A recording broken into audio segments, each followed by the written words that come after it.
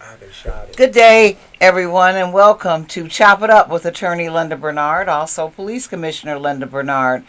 You can watch us, listen to us, subscribe on all the social media platforms: Facebook, Twitch, Twitter, YouTube. You can pull us up. So please do, and please tune in. We are broadcasting live today from WJZZ, the coolest station in the world. As my producer always tells me, Linda, don't say nation, say world, because we can be seen in Africa. So I said, okay, I guess I'll have to say world. My guest today is a very distinguished gentleman who's, as you can see, very, very handsome, and just blazingly intelligent. His name is Kim Harrell. He is the CEO, the company of several companies, but the company that I know best is National Bid Network. Welcome, Kim. Thank you, Linda. And incidentally, ladies and gentlemen, that's Kim. It's not Kem like that other Kim. He made that Kim famous because he was the first Kim. So in the event, Kim, can tell me, you're a Detroiter, isn't that correct? Yes, I am, Linda. And actually, it's a very odd story because most people were.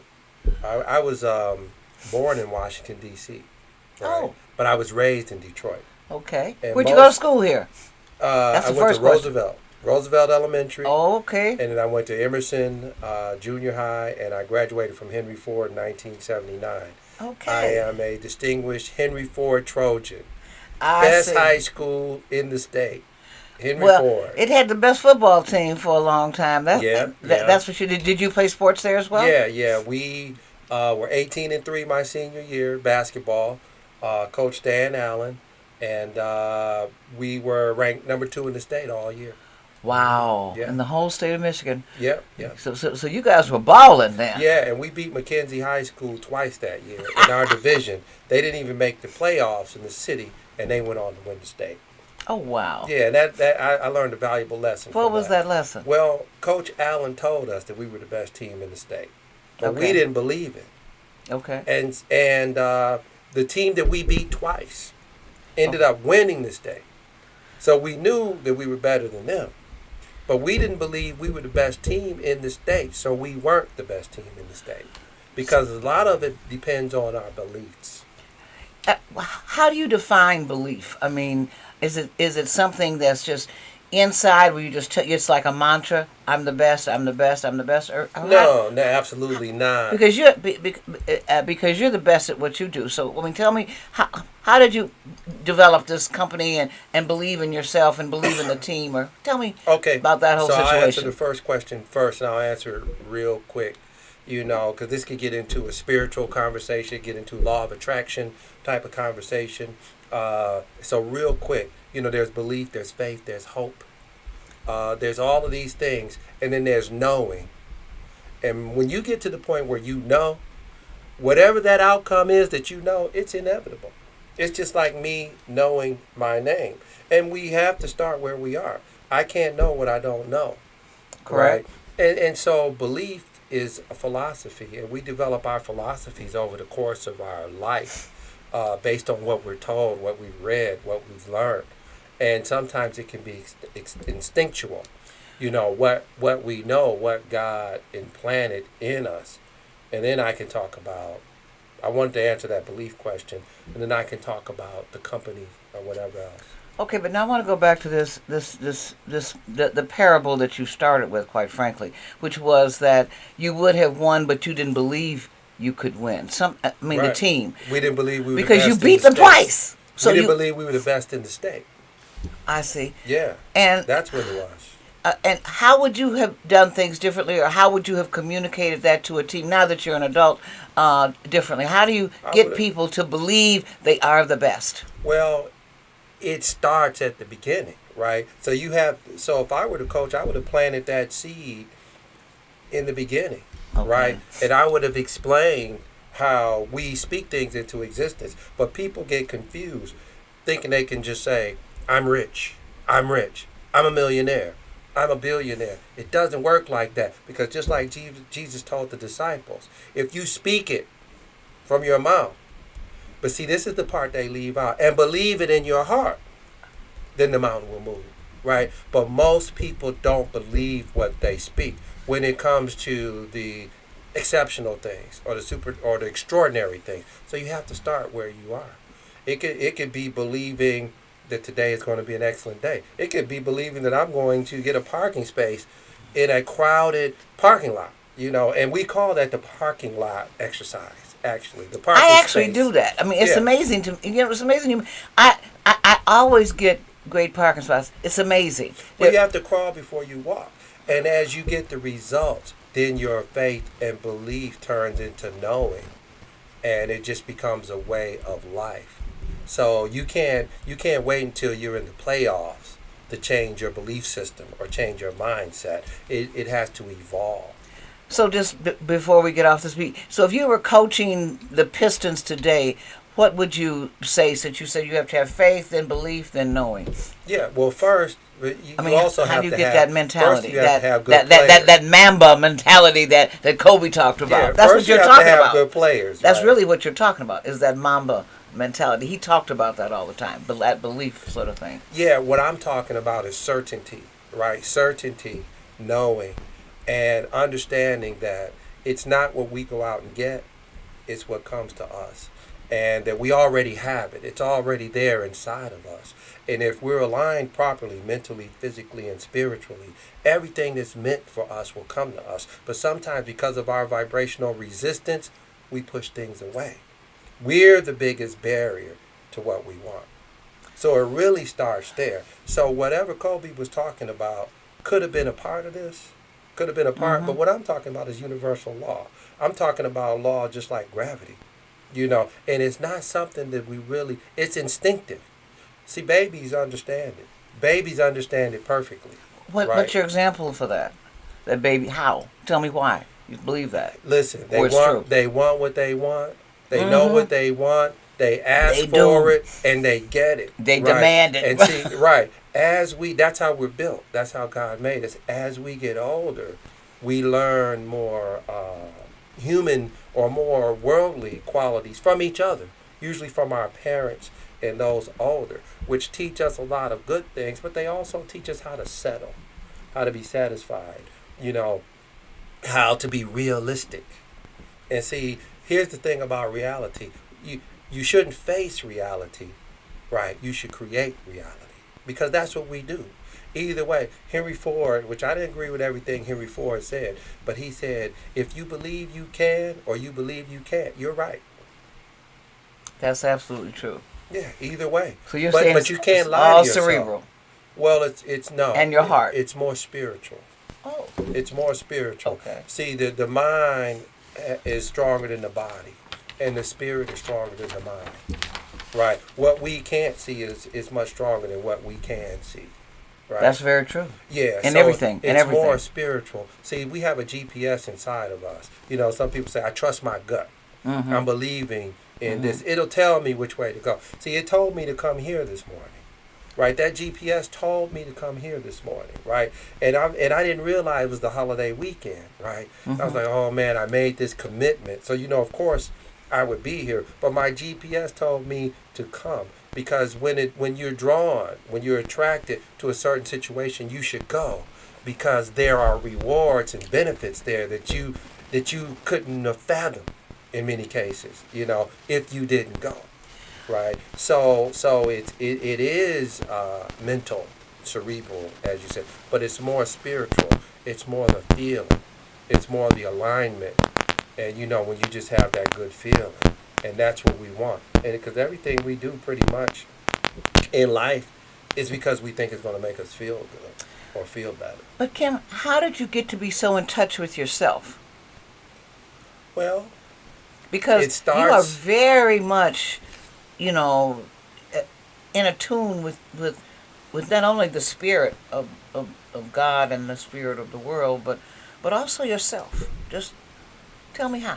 It starts with being... Because most of us aren't, obviously. It starts with being so much out of tune with myself. That's how it starts, right? And so there is a resistance that we feel inside of us. You can call it nervousness, you can call it depression, you can call it whatever you want, but it's basically being out of sync with who we really are. And knowing, see, there's something deep down inside of every person. We know who we are deep down inside. See, deep down inside, there's a part of us in our subconscious that know what God created us to be, right? And when we're not aligned with who that person is, we're out of sync. And it can show up and manifest in all types of different ways. And it can manifest in drugs. It can manifest in eating. It can manifest in sexual promiscuousness. In many areas, right? But the closer we become to that spirit inside of us, to who God really created us to be, the more calm, the more peaceful. So out of the chaos, right, of being raised in Detroit or Linwood, right, and then coming over to 6 Mile, being an only child named Kim, a guy named Kim in the 70s, y'all. Picture that, right? Through that trauma, right? And that joy also, like the song Frankie Beverly Mays, Joy in Pains. Yeah, like I wrote a speech about that one. Yeah, exactly. Sunshine and rain. Just coming to know myself. And I mean, it's about time at this stage of my life, and I thank God for that, because there's plenty of time left. I'm speaking that into existence. Absolutely. I'm not one of those people that say I could die tomorrow. That's possible, but I'm not believing for that. That's not going to happen. There are things that need to be done. Yeah. Now, when you believe something like that, you act like it. Like, I'm in the 6th day of a 10-day fast, right? So I haven't eaten anything much, I should say, because I cheated a little bit. But I've eaten very little food for the past 6 days. Right, wow. And that's why I have my orange juice, because on day 6 for breakfast I can have orange juice, because I haven't had anything. But I've eaten maybe 1 or 2 breakfast bars, right? And I ate a few tortilla chips this week, and that's all I had. Well, I ate a whole bunch of them last night. I was at a Mexican restaurant. Yeah, I dominated the bowl. yeah. So, and so I forgot my point. But the bottom line, that's okay. The bottom line is about strengthening our belief system, our belief, first of all, in God, however we understand God to be, because whatever we understand God to be, I believe at some point, if it gets strong enough, it will be in alignment with who God really is, right? So I don't have to worry about your faith. And when I say your, I mean anyone other than my faith, because if they keep working and keep coming and keep working towards a better relationship with that, then whatever idiosyncrasies or differences there are, their faith will be aligned. So, is there any particular, how do you get reinvigorated with respect to this continuous goal, so to speak, that you've established? Do you go to church? Is there a church you go to? How do people tap into what it is you're talking about, really, quite frankly? And then I'm going to talk about business. You know what? But this is far more relevant, quite frankly. Listen, right? I have a very successful business, and it's because of what we're talking about, but this is my ultimate goal. And maybe that's why it was meant for me to come here today, because this is my calling, to talk about what we're talking about now, to help people get to where they're really going.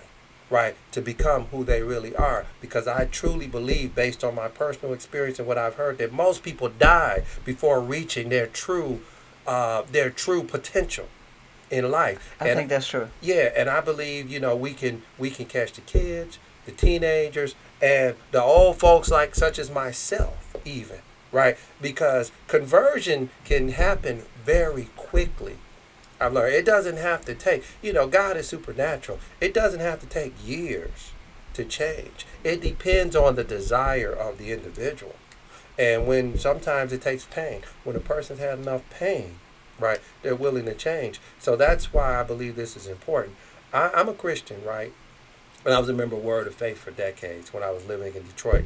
And then I stopped going to Word of Faith for different reasons, right? And then I kind of bounced around from church to church, and really didn't have a good church home. Then I moved to Washington, D.C.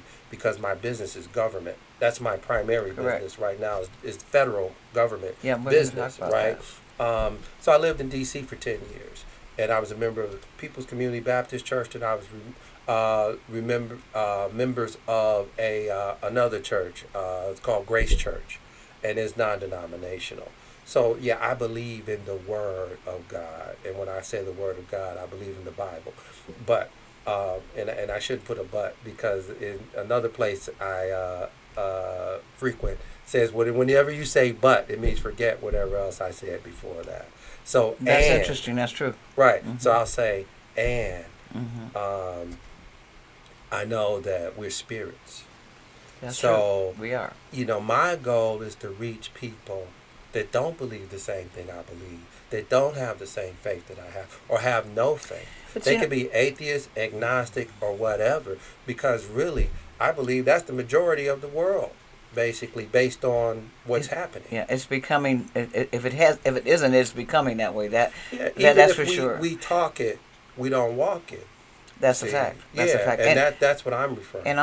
on that point, ladies and gentlemen, you're watching Chop It Up with attorney Linda Bernard on WJZZ, the coolest station in the world. You can watch us, listen to us, subscribe to us on any and all social media platforms. So please do let us know what you think. My guest today is Mr. Kim Harwell. Harwell. Mm-hmm. Like not like that awful Harwell up in Michigan. That his name is Harwell. No, it's no, it's different. Okay, but anyway. No, they're no awful Harwell. Oh, okay. Oh, okay. Harborough. That's his name, Harborough. Yeah, And totally the coach different. at Michigan, who I dislike intensely. Harbaugh. Yeah, Harbaugh. Mm-hmm. Okay, but this I is. love him. Oh, you can't. I can't because I'll tell him. you why off camera. But you won't laugh after I tell you. You told me. Okay, but anyway. Leave my man alone. No, okay, okay. I can't wait. Did you? But Tucker's gonna lay him low. That's my Mandingo at Michigan State is gonna lay him low. But anyway, back to the point. Kim Harwell, Kim Harwell, is the Chief Executive Officer of the National Bid Network, and he's our guest today. And a phenomenally fascinating man. We've been talking a little bit about his personal belief system. He's a Detroiter, etc. But beyond that, I mean, it's his positive energy. It's his vibe that will impress you the most about him. And I'm sure you brought that vibe to National Bid Network.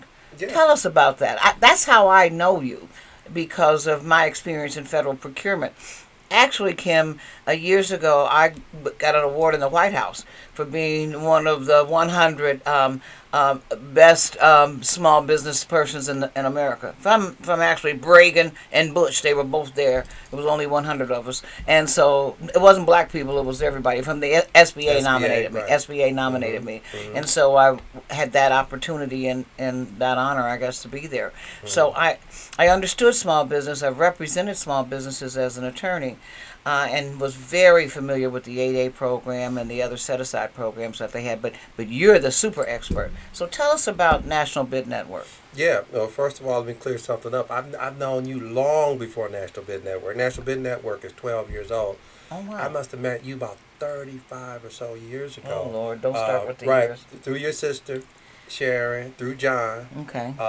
through Sharon's daughter, Sharon. That's how we met, and then we've just communicated throughout the years. And the thing about the vibe, you're right, that's important. The energy you bring, and the energy should be with intent.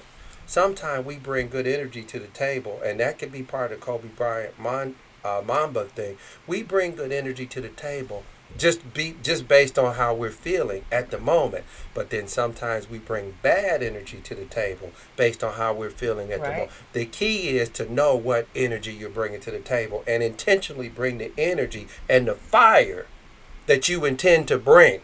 And so that's what I'm bringing this morning. Right? Okay, So it's intentional, right? To have that vibration emit from me to you and through the airwaves, so people can feel it popping through the airways, so they want to sit up and listen and maybe take note of what we're saying, right? So National Bid Network? Right. Yeah. So National Bid Network is a minority government contracting company.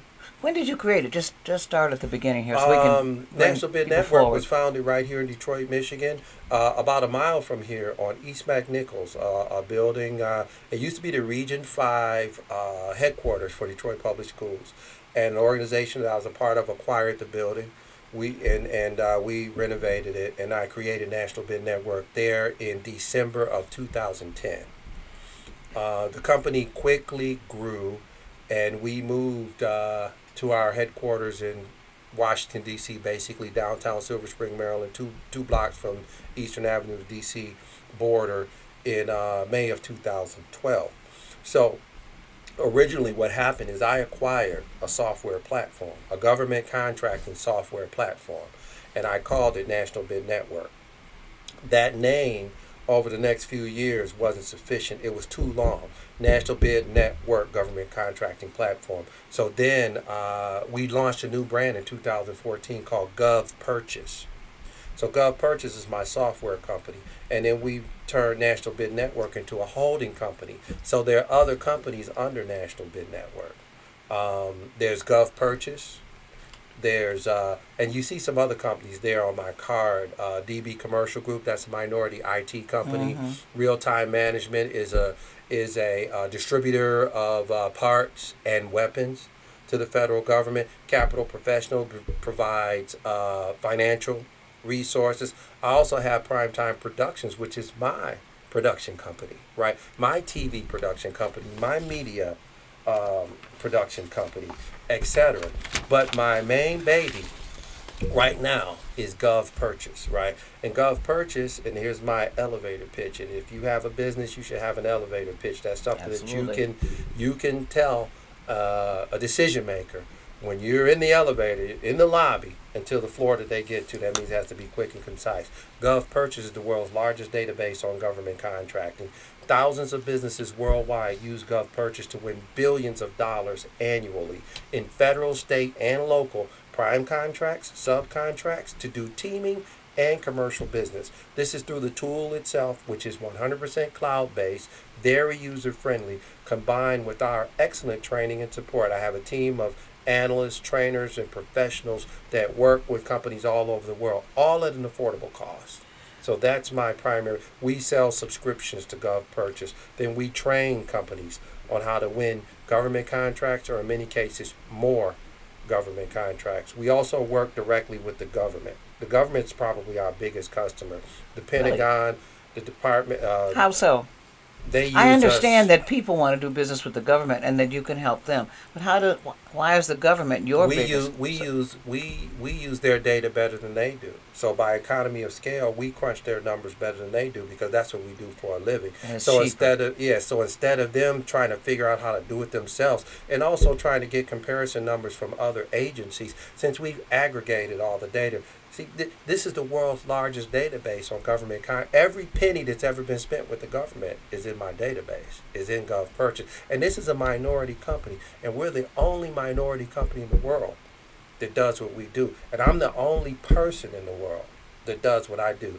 And as far as government, federal government procurement, now we Yes. do state and local too, but as far as federal government procurement, I'm probably the number one African American expert on that subject in the world. I would agree. When I first met you, I knew that. And it was fascinating to me because of what I had done with procurement through SBA and GSA and the clients and so forth I had. So I was fascinated by what you could do, and by your vision for what you do now, and what actually you were doing then as well. For our audience, what's the area in terms of procurement that you think African American, I know it depends on the type of business, that you think is one, the most accessible to African Americans, and two, the most profitable? Or are they different? Well, people are people. Correct. And so I know we may be catering to an African American audience. We're African Americans, but I believe in being the best company that Absolutely. you can be, whatever you do. Absolutely. We were talking before about a gentleman who has a cyber company right before we came on. So cybersecurity is hot, but not all people understand that. But I don't want to say African American people. It's harder. I got you. It's tougher I got you. for But African everybody's in Americans. cybersecurity now. I mean, I've talked to a guy who was telling me that he was like John Wayne out of Florida. He was trying to convince me to get this new system and so forth, and to only, as he said, deal with Americans. So many companies now are into cybersecurity and this and that. And the other. Is there anything in your database that that could, but I guess you can't really recommend, like who you tried and true tested versus us just believing as consumers in what a company says about itself, other than the Better Business Bureau and all those which are, That's a good point. That's a good point. Most companies, once something new hits the market and is proliferated with different entities, most companies can't deliver. Quite frankly, that's my experience, especially in the federal contracting space. So you're right. There's a big difference between the companies that really deliver, the tier one, versus the wannabes or the Johnny come latelys who are just trying to ride the coattails of the industry because cybersecurity is a buzzword now. So on this show, I won't recommend any companies. I just recommend you do your homework. You can reach out to our company at 301-686-4131 and speak with myself or one of our analysts, and we'll give you more in depth because it actually depends on the application. Which company or companies may be the best. Sometimes it could be an out-of-the-box application, but then for CMMC, the cybersecurity certification that many companies and governments are requiring contractors to have now, there are some other steps. It's like an ISO certification where best practices have to be in place. Cybersecurity, what was it called? It's the CMMC is like the cybersecurity maturity. It's basically the cybersecurity certification. Okay. Right. And that means that company is tried and true and legitimate, so to speak. Right. Okay. Because the biggest threat, quite frankly, to our security and your bank account not being hacked and where they can steal all your money. I put it that way for consumers because they can understand. Everybody can relate to that. Waking up, you thought you had 5,000 in the bank. Now some Chinese, and then I shouldn't just say Chinese, or some entity, Russian, whatever, right. or American. Well, they're the best. My They're next the door best. neighbor, right, has taken mine. You don't know. Yeah, Right. and my money's gone. Right. And so the biggest threat to our safety is actually small business, right? Because small business interfaces with large business and interfaces with government and has certain permissions sometimes once they become a vendor to these businesses to access some of these banking systems, these business systems, and these government systems. So what hackers will do, they'll travel through the small business to get to the large business or to get to the government. That's why it's so important that we shore up small businesses, because some of us are still running, especially during COVID, at home through Comcast with no real security.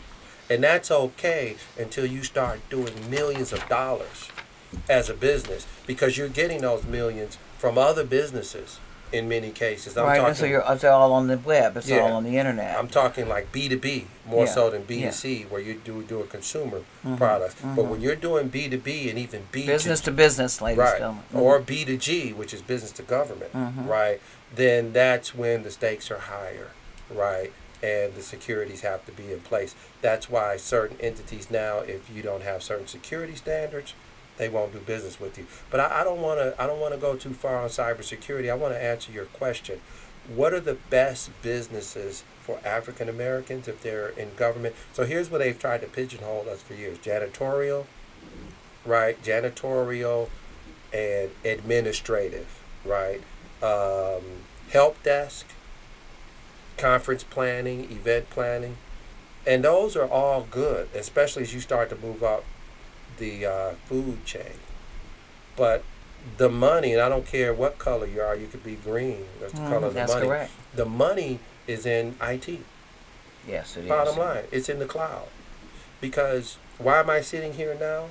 Because during COVID, I learned that because my company, my primary company, Gulf Purchase, is in the cloud, our software is in the cloud, our customers are all over the world, my people and myself can work anywhere.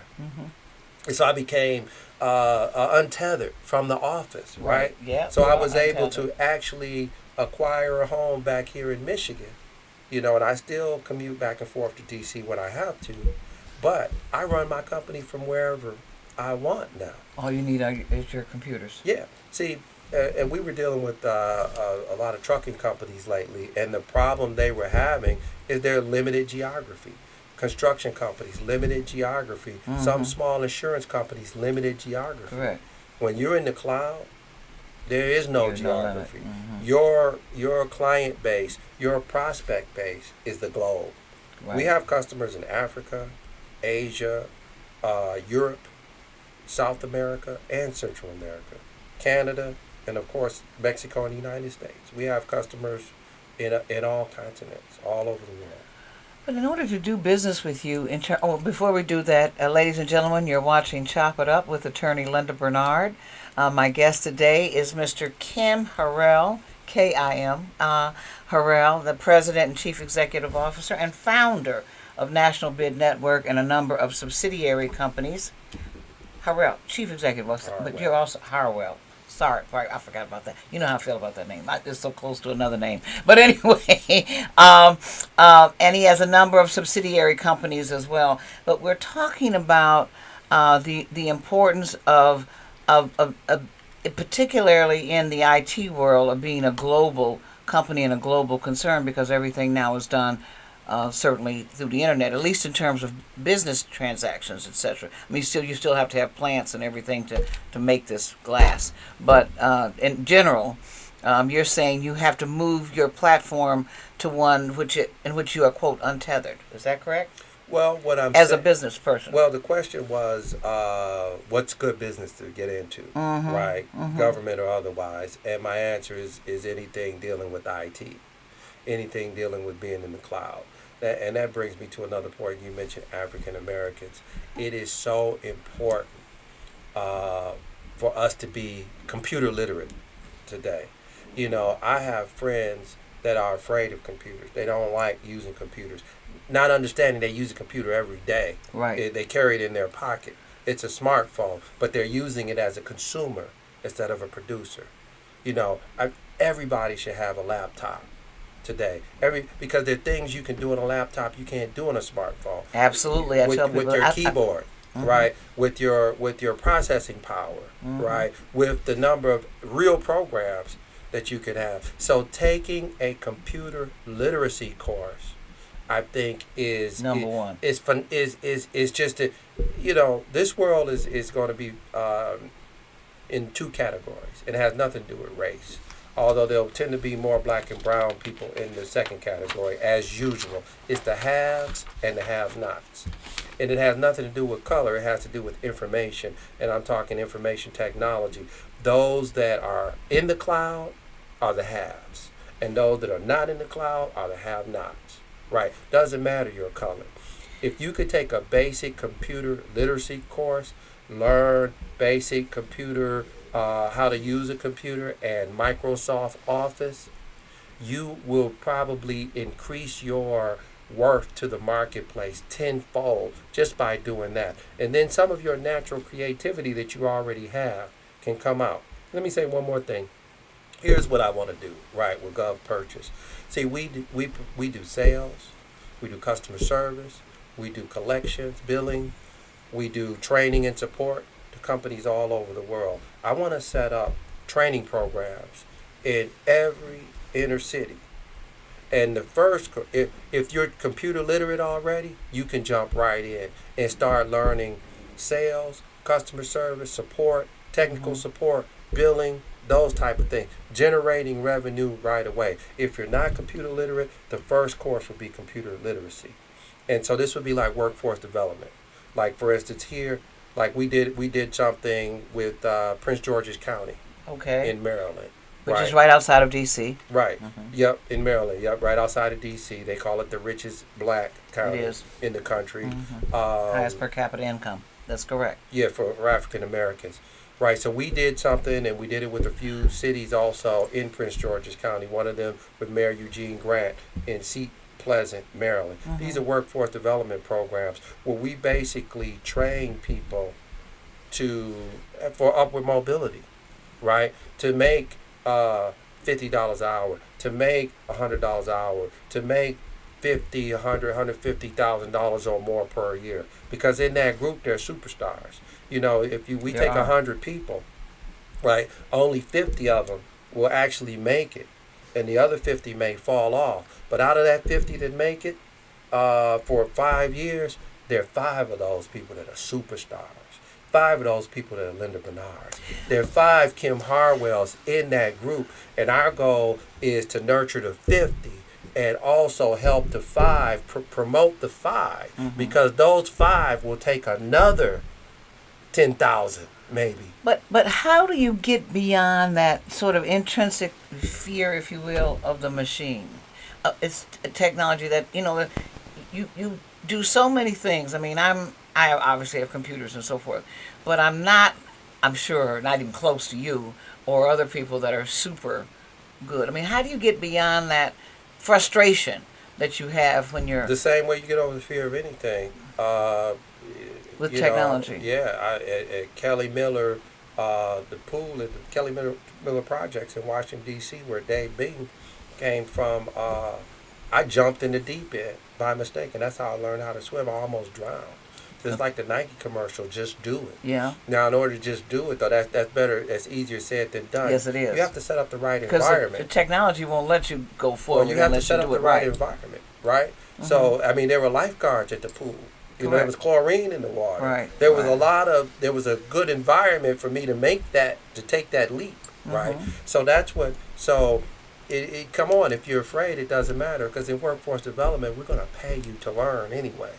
That's true. So all you have to do is show up. And see, a lot of people, whatever fear, I don't know if fear is the right word, but whatever barriers there are, it's the machine. It will not go forward. But most people, most people they want to learn, and they want to be better. So if you set up the right program, and see, I don't believe in programs pay people money with no end results. We're creating jobs. It's all about creating jobs, and it's about creating viable jobs. I'm not interested in any job that pays under $50,000 per year. I agree. That's just me personally. I agree. I don't want to be a part of any program where the minimum a person can make is less than $50,000 per year. I agree. The only place that's possible is in the cloud, because that's the only place you can get to enough people with enough money to generate that type of revenue. Because a lot of people now are working from home. I mean, the one thing about COVID, as you said, is that it untethered people. So now you realize you can have a whole workforce remotely. Yeah. But even if you have call centers, the point is having the knowledge and the information. Because I still like the idea of MBWA Management by walking around. I still like to see my people. I still like to have them on time, dressed well, looking precise, Yeah, about business. Yeah, I still like that idea. I'm old school that way. I do too. And my oldest son, Kim, right, who's a graduate of Detroit Country Day, Northwestern University, all Big Ten wide receiver, played a little pro football, right, and was my right-hand man in helping me start the company. He's just the opposite. He couldn't wait. He was like, Dad, why do we have all this office space? And I'm like, you need an office. I said, look out the window. Do you see all those buildings? They're occupied because you need office. And so part of me still likes that, right? Even though we're working from home right now in my company, I see us having offices all over the country, all over the world. But the difference is our African office will be to teach Africans the same things we're going to teach people in Detroit. And it's going to start in Detroit. That's why I think I came back, to provide jobs. This whole thing, National Bid Network, was created to provide jobs. It's just that the administrations that were in place at the time with the city of Detroit and Wayne County were not in position to take advantage of it. We could. Well, they tried to. They started their own procurement. They always had procurement, because all government has a procurement department. We worked with them. But they, Wayne County started, trying to get minority, and I wrote the ordinance actually in the city of Detroit for minority procurement to set aside a certain number of businesses, if you will, jobs, because those are jobs for African Americans. But somehow the government system in Detroit and Wayne County, I think, just got bogged down. It didn't create the success that it should have created among the African American community. I don't know if you agree or disagree. Well, here's the thing. And if they didn't have Here's you the on thing. their team, they obviously missed Here's the the mark, thing. in my opinion. Well, and I didn't know as much as I do now. I went to Washington and became educated. Yeah. 'Cause I'm they- licensed as a lawyer in Washington, so Yeah, I know what you're saying. say whatever you want to say about Washington, but some of the most brilliant people. I sat at the feet of some of the most brilliant people in the world for Absolutely. 10 years, and I was like a sponge soaking up that information. So Right. I learned what I learned Mhm. from my customers and from a lot of those government officials and CEOs and different entrepreneurs in Washington, D.C., in the Beltway, in the DMV, Detroit, Maryland, Virginia area. So here's the thing. You have federal government, which is run a certain way. It's a huge bureaucracy. Then you have state government, Correct. which is run a certain way. And each state is its own government. Then you have local government, which consists of cities and counties. Yes, that's The correct. lower you go, the more potential there is for human manipulation, right, of the system. Correct. So what you have at the county and local levels are people doing things their own way. Correct. Highland Park, Detroit, whatever, you know. Well, they make decisions. Southfield, So right. the decision may not be made based on who's the best vendor or who's the cheapest. Correct. Something called LPTA, lowest price technically acceptable, which is only one way to make a procurement decision. And the last way to make a procurement decision is say, well, I'm going to pick you because I like you better. Doesn't matter about price and whatever. And price shouldn't be the determining factor. There's a price quality service Absolutely. triangle Absolutely. that was created It's called by lowest responsible bidder. Yeah, well, Yeah. LPTA, right? it's the same But Charles Deming created the price quality service triangle, and Charles Deming is the father of supply chain management, right? So he created that. But the bottom line is there are many ways to make a decision. It shouldn't be because you're my boy. That shouldn't be what it's based on, or my girl, right? And they used to call it the good old boy system. Network, So right. then when we see it, when we are excluded from it, when it's our turn, we'll create our own. Now, and there still should be some considerations, like you said, and what you're talking about set aside, socioeconomic disadvantages based on some type of Well, Nixon created that. He created the population SBA factor. program, and President Nixon created that. Yeah. I mean, he created a lot of stuff that EPA, a lot of stuff that he doesn't Yeah. get credit for, you know, because we focus on the sensational. China, Russia. Yeah, Oh, I mean, he did a heck of, I mean, He he was the would've best been- businessman we ever had as president. Well, he would have been a Democrat by today's standards with some of his policies. Absolutely. He could have even been a liberal as opposed to Correct.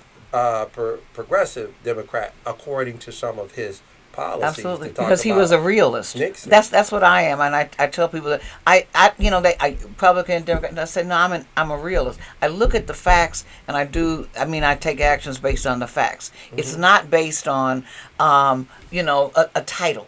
The title is meaningless to me. What is the substance of this, and what is best overall? And that's what he did. He said, black folks need businesses. Let me create SBA. Well, Small businesses need support. Perry Mitchell, out of Baltimore, Maryland, Congressman Perry Mitchell. I remember him. Well, he's the one that wrote the whole bill, African American out of Baltimore, Maryland. See, that's a part of That's true. That's true. Oh, yeah, I know. There are 50 or so of his descendants, not that are related to him directly, but that came from his power tree, that are still powerhouses in procurement today. And that's why some of those policies still exist. So he was the one that was able to bring some of these policies to the White House. He was a very enlightened to man. create the 8A program. But now you go to, but it goes all the way back to beliefs. Richard Nixon was brilliant. He was but brilliant. because of what happened to him in the 50s with Checkers the dog, and because of how he lost the closest election in American history up until then with Kennedy, and he lost based on what happened in Chicago, he had beliefs that probably went to his childhood back in San Clemente, California, that there were people out to get him.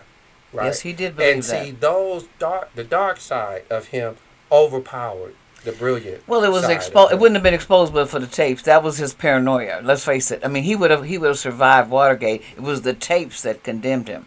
Yeah, but if you listen, It was the written. I mean, the actual spoken word, not the penumbra. Yeah, it's him that condemned him, right? Because he spoke the words, because that's who he was. You know, the first thing that we heard on the tapes before he did Watergate, they broke into Daniel Ellsberg's office, right? The Daniel Ellsberg psychiatrist's office to try to get dirt on him because he had leaked the Pentagon Papers. And the first thing he said, I want this to be done on a thievery basis.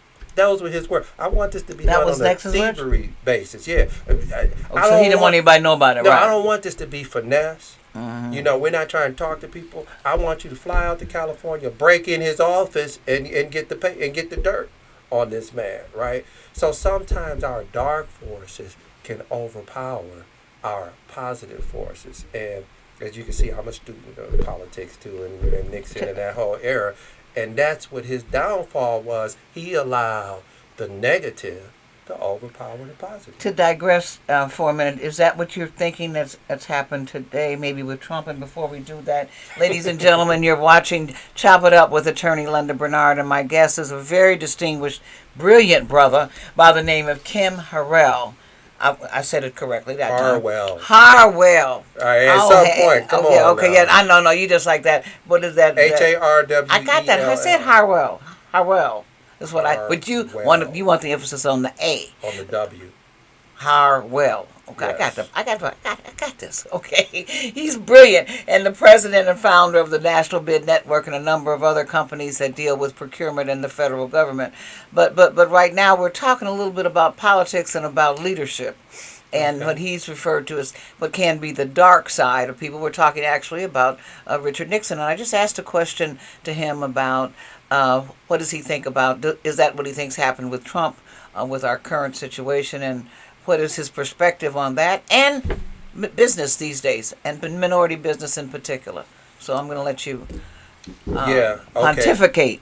Okay. All right. Well, I'll try not to pontificate, but I want you to. On because you're brilliant. Thank you. You know, Donald Trump. That's a complicated.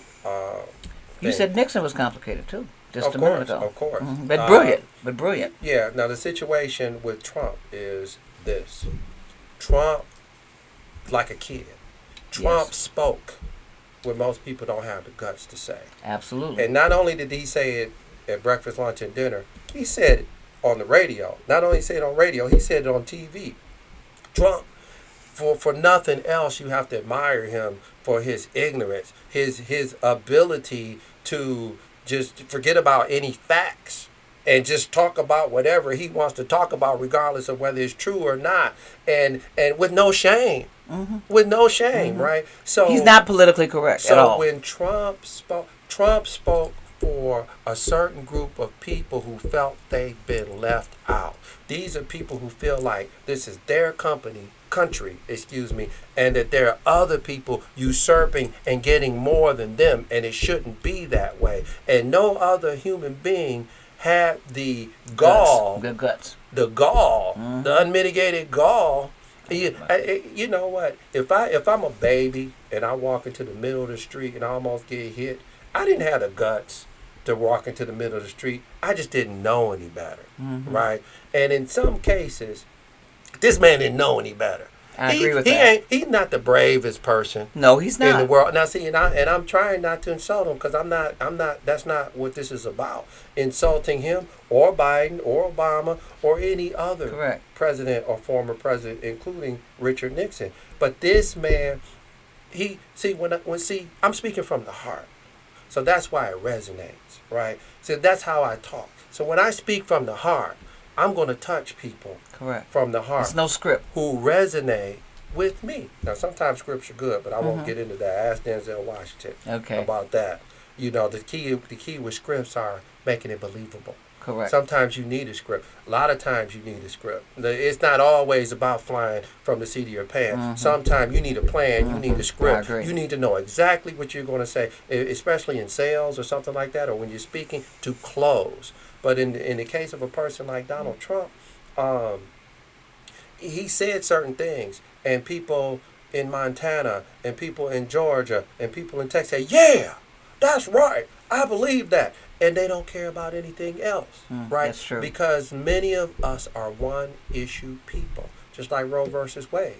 right? There are people, they'll believe everything else that you say. But if you're against them on abortion, they'll throw you out. You're against them on. I don't understand that. everything. I don't understand that in terms of. I get that pushback and everything all the time. Just because you look at something differently or you have a different point of view, suddenly you're Attila the Hun. They're ready to tar and feather you. I don't understand, and it becomes personal. The insults are personal. The everything about it becomes visceral, and it's not. It's just a discussion about a political issue that you may or may not be directly affected by. Here's what it is. It's the truth. It's people actually, it's like some people you don't like, but you don't ever say anything, and you might not even say anything to them. But one day you sure would like to say, you know what? This is how I really feel. Mm-hmm. And this is what's happening now. This is the dysfunction in this country, the dysfunction of the black community. We came by this honestly. This all started through the slave trade, and that's still the big open sore in America. Is that so? This is how people really feel, whether they act politically correct or not. And now we're getting more into how people really feel. Anytime they can go to Lansing. I was in Washington. I saw this on TV. I was still living in Washington, and they can go to Lansing with ARs. Right, and go into the state capitol with ARs and be let in. And then look what happened on January the 6th at the United States Capitol. And man, that place is like a fortress sometimes trying to get in there. I know, I've been there many times. Broke in and busted windows. They busted 2 windows. And killed a Capitol police. No, they didn't kill the police officer. The man went home that day and everything was fine. Yeah. And they did his autopsy. He died from a stroke and an embolism. Well... That's what happened to him. I pulled up all the deaths on everybody. Well, the only person that was killed was the actually killed at the time was the lady who they shot. That the black police officer shot the veteran, the female, the 38-year-old white female. She's the only one that was killed, and there was no person trampled to death. That person actually died from a drug overdose. All right. So now let me go back on my beliefs, right? Okay. And there say we go. that. Yeah, I don't care. They killed him, right? They killed the cop that day. Right, they had his funeral. That's what people say all the time at the Capitol, and I'm going to keep saying it, right? Because they killed him, and until I see different, his autopsy they is killed good. him. It's in the Washington. And here's how we could get here's how we can get sidetracked.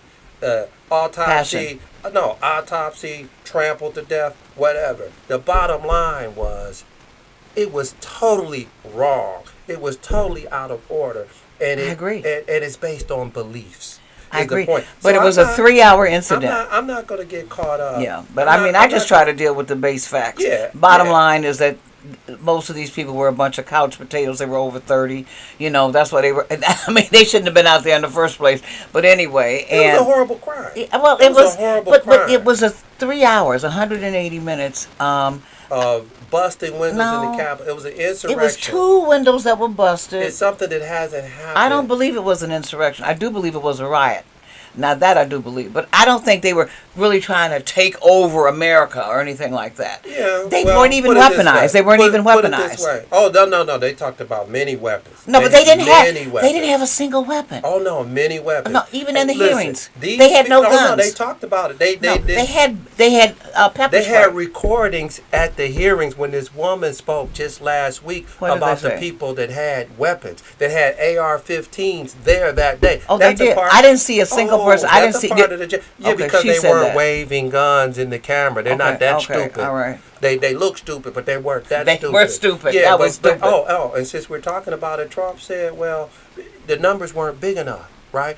He's all about big numbers, big crowds, right? And the numbers weren't big enough. Well, why aren't you letting more people in? Because a lot of these people have weapons. Well, they have the right to bear arms. Let those people in. So they started letting people in onto the Capitol grounds, right? Onto the mall that had weapons. And those same people walked But none of those weapons were used against anyone other than by the Capitol Police against that woman. That's a fact. Only one person was shot. That was a woman. An unarmed woman. This is a different TV show. Okay, we'll do it. But I'm just saying, I just try to deal with the facts. Good, but the real cold hard facts. Yeah, the whole that's it for me. The cold. I'm not justifying it by any stretch of the imagination. That was an abomination. Hey, let me say this. Let 500 Oh, no. I know what Let you're me gonna finish. say. Let 500 black people, not 5,000. Let 500 black people get anywhere close to the Capitol. It would have been a slaughter. It would have screamed bloody murder. Yeah, that's true. Right. The Black Panthers were there. Correct. This is the point. Right. This is the point.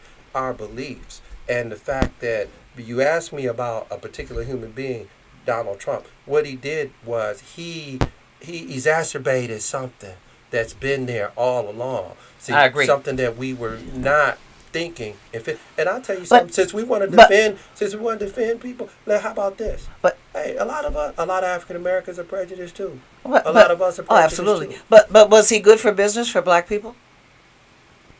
He No. was. Okay, he was not good for business. No. Okay, and I know you have the data to support that. No, of Okay. course, yeah. However, yeah. he did release 14,000 African American men who were in jail on bad drug charges. Let's back up. You Trump lady? No, I'm not. I'm just Okay. talking the facts. I'm I mean, even a broken clock is right twice a day. But anyway, okay. I'm not at all. But I just like to deal with the reality. Ladies and gentlemen, thank you for joining us today on Chop It Up. My guest is Mr. Kim Harwell, the owner of the National Bid Network and founder. Thank you very much for joining us. And It was my pleasure. we diverged there for a minute. I just like facts. That's all. And I know you do as well, since you're in because technology. I own the largest database on government.